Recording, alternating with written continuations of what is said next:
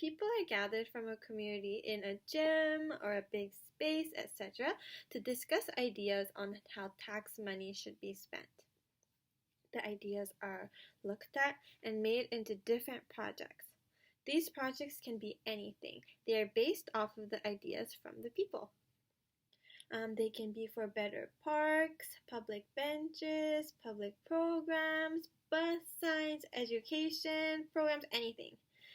It is very important for the community members to be a part of this process, as it is their community and they are the ones voicing their opinion about what should change. When the ideas of the different projects are presented, the members of the community then vote up for their favorite project. Then the project that wins the votes will be implemented. This is an excellent way for the community members to be motivated to learn about the issues they are facing and how to create a better community for themselves. We are going to look at a city in Canada that has been implementing participatory budgeting, and it's called Guelph. It is one of the first Canadian cities to implement participatory budgeting. They have a support coalition called NSC, or the Neighborhood Support Coalition. Institutional home of participatory budgeting, and it was developed through a combination of neighborhood activism, getting funding from external donors, and in the early 1900s, citizens and non-governmental agency staff, they started to form groups in various low-income communities to meet the different residents' needs. It has 5 steps or 5 ways they kind of decide on how they put their money. The NSC meets to discuss citywide priorities for the upcoming year and review the budgeting process. Meanwhile, the members of the committee raise funds from sponsors, other organizations to establish the pot of money for the next year's budget. Another thing they do is residents meet in their local neighborhood groups to discuss citywide and local spending priorities.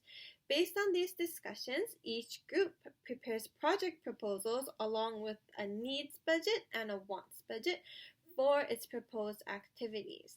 The residents elect 2 delegates to represent their group in the NSC Finance Committee. The neighborhood delegates meet in the Finance Committee to present their budget needs and wants to each other. And this is the third thing that happens. NSC partners and city staff outline the budget funds that are available, and after the meeting, neighborhood delegates return to their groups to reevaluate their needs and wants based on the information they get from other groups, their sponsors, etc. The fourth thing they do is that the Finance Committee meets again to decide on budget allocations. The delegates negotiate and make compromises on their proposed activities until they can agree by consensus on a budget.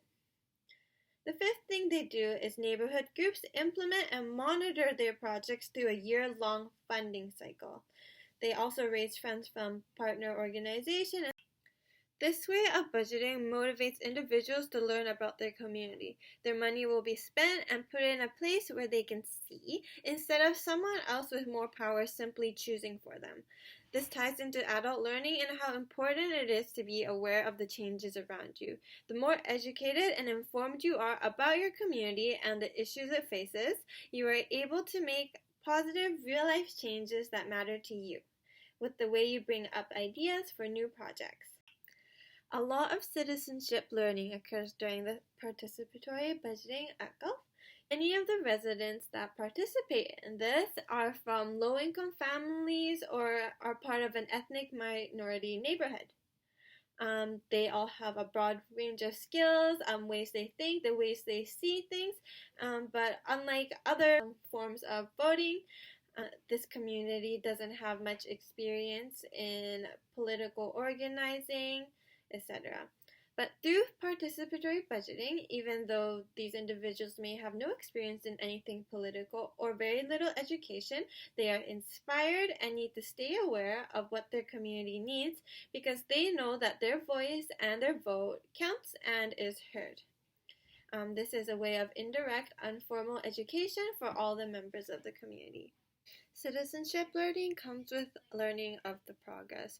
By participating in it, they are able to build community connections, encourage greater understanding between social groups, build new networks, and reduce power imbalances. Democracy means that the people have a say. It is when people get to help choose who has authority, what is to happen, etc. It can be one of the reasons why we vote for what we want.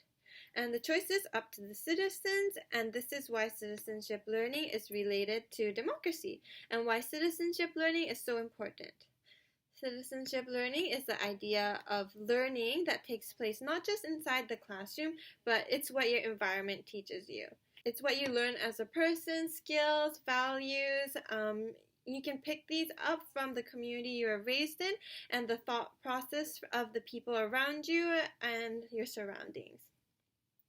That is why it is related to democracy, because about these things, you are able to be a part of a bigger picture.